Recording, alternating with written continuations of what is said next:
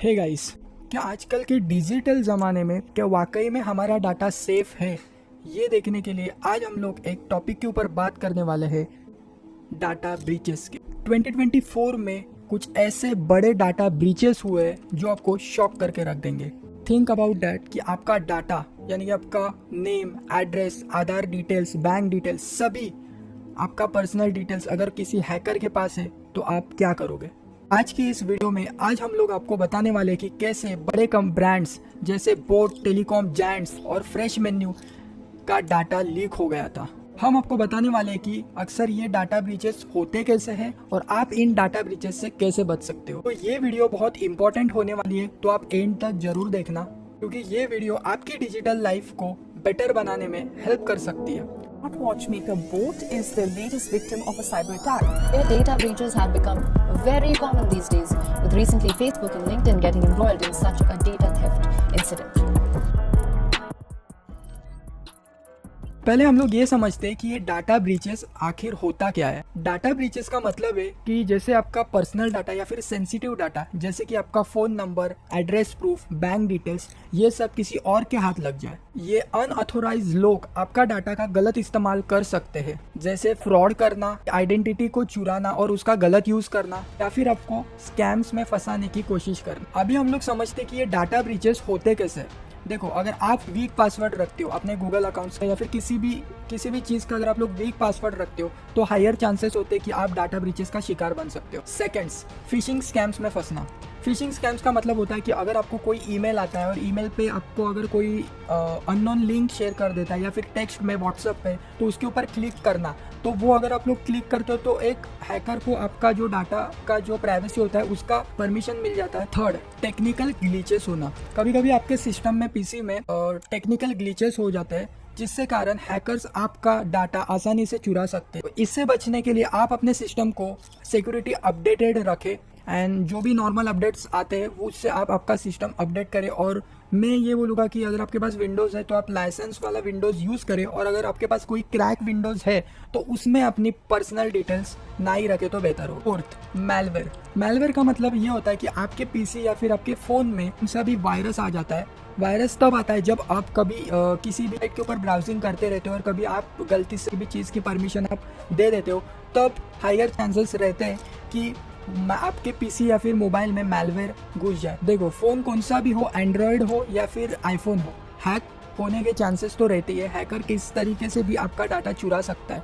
तो आज इसी के ऊपर हम लोग बात करेंगे और देखने वाले कि 2024 में कुछ बड़े ब्रांड्स भी डाटा ब्रीचेस का शिकार हो गए थे। अप्रैल 2024 में बोट भी डाटा ब्रीचेस का शिकार बन गया था। 7.5 मिलियन कस्टमर्स का डाटा लीक हो गया था। आप एक बार सोच के देखो कि फॉर एग्जांपल आप बोट के कस्टमर हो, अगर आप कोई बोट का एयरफोन्स या फिर जो भी आप बाय करते हो तो आप अपनी डिटेल्स दे देते हो, तो वो बोट के सिस्टम्स में मतलब बोट की जो कंपनी है उनके सिस्टम्स में आपका जो पूरे डिटेल्स होती है वो रहती है। तो आप ये सोच के देखो कि 7.5 मिलियन लोगों का डाटा लीक हो गया था। अगर 7.5 मिलियन कस्टमर्स का डाटा लीक हो गया तो हैकर्स उससे क्या कर सकता है? हैकर्स को पहले तो हम लोग का फ़ोन नंबर, हम लोग का ईमेल आईडीज़ एंड हम लोग की कस्टमर आईडीज़ मिल जाएगी, तो इससे वो हम लोग के फ़ोन नंबर्स पे या फिर ईमेल्स पे कोई भी लिंक शेयर कर सकता है, तो वो लिंक के ऊपर क्लिक करके वो फिशिंग स्कैम्स में फंस सकता है। दूसरा जो डाटा ब्रीचेस हुआ था वो बोट से भी बड़ा था। इंडियन टेलीकॉम का डाटा लीक हो गया था। 750 मिलियन कस्टमर्स यानी कि यूजर्स का डाटा लीक हो गया था।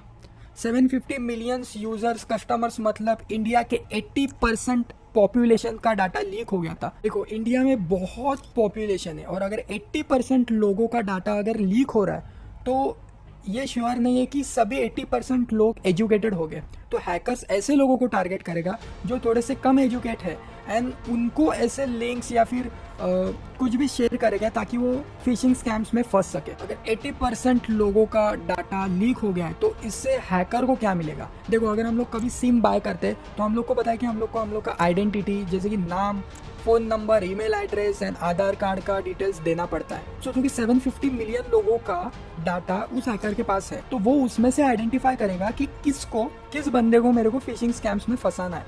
तो ये बहुत ही क्विक एक्सेस मिल जाता है हैकर को और हैकर्स आराम से किसी को भी फिशिंग स्कैम्स में या फिर किसी भी स्कैम्स में फंसा सकते हैं। ऐसे ही जनवरी 2024 में स्पर्श पोर्टल का भी डाटा लीक हो गया था। जो भी उसके यूज़र्स थे जिनकी पेंशन्स रहती है उनका भी user name, password and identity leak हो गया था।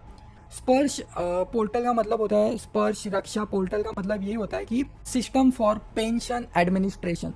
फॉर एग्जांपल आपने एक कंपनी में काम किया है 5 साल तक और 5 साल तक आपको कुछ पैसे मिलते हैं फ्रॉम द गवर्नमेंट या फिर फ्रॉम द कंपनी, और वो उस पर्टिकुलर वेबसाइट में, जैसे कि फॉर एग्जांपल रक्षा है, EPFO एक वेबसाइट है, उसके ऊपर आपका पूरा डाटा रहता है कि कब आपने कंपनी ज्वाइन किया है और ये अमाउंट आपने अभी तक सेव करके रखी है। उसको पेंशन एंड PF के नाम से लोग बोलते हैं।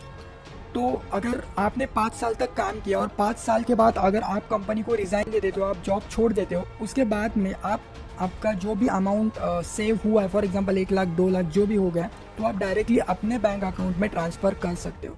तो अगर हैकर के पास यूज़र नेम, ID, पासवर्ड सब मिल गया है तो वो आपका अमाउंट किसी भी अपने बैंक अकाउंट में भी ट्रांसफ़र कर सकता है, या फिर कोई अलग चीज़ भी, स्कैम्स या फिर कुछ भी वो कर सकता है। हुंडई का नाम किसने नहीं सुना।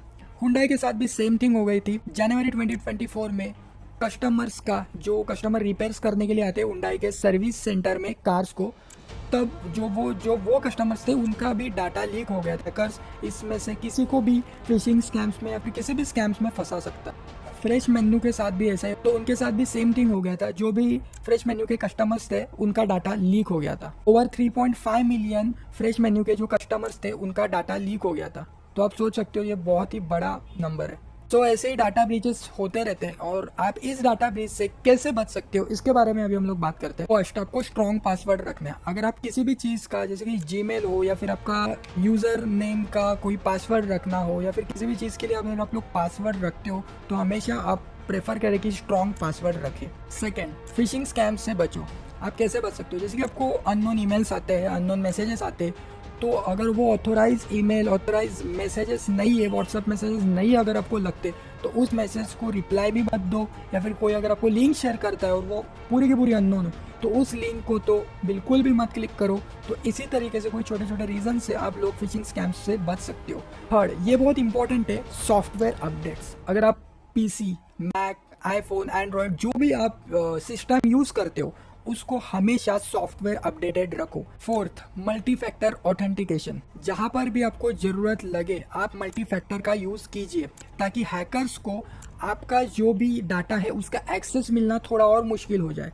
मल्टी फैक्टर ऑथेंटिकेशन का मतलब सिंपल है। फॉर एग्जाम्पल, अगर आप गूगल पे जाके ईमेल ID और पासवर्ड डाल देते हो तो डायरेक्टली आपको एक्सेस नहीं मिलेगा। पहले आपका जो रजिस्टर मोबाइल नंबर होगा वहाँ पर आपका OTP जाएगा, या फिर कोई वो ऐसे मल्टी फैक्टर्स काम करता है, तो आप ये भी ऑन करके रख सकते हो। कंक्लूजन के ऊपर हम लोग बात करते हैं। इंडिया में 2024 में बहुत बड़े बड़े डाटा ब्रीचेस हो गए, तो इंडियन गवर्नमेंट के लिए भी ये बहुत बड़ी सीख होगी, as well as Indian cyber security के लिए भी। इन सब चीज़ों से बचने के लिए, डाटा ब्रीचेस से बचने के लिए और अपने सिस्टम्स हायर सिक्योरिटी में अपडेट करने चाहिए।